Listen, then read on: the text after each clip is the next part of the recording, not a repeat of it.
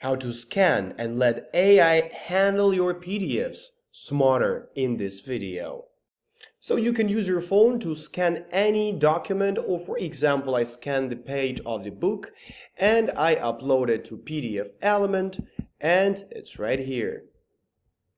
After this, I make the proper sizing, and what I do next is perform OCR for the text to be able to be searchable and editable.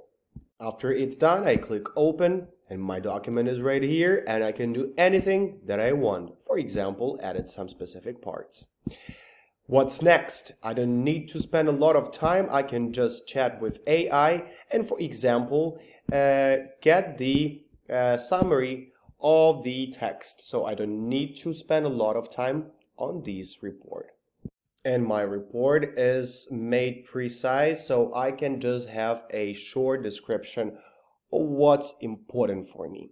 And when it's usually used for some different audiences and they need translation, for example, you need a translation, just click on AI Assistant, click on AI Translate, and let's go. And you click Translate.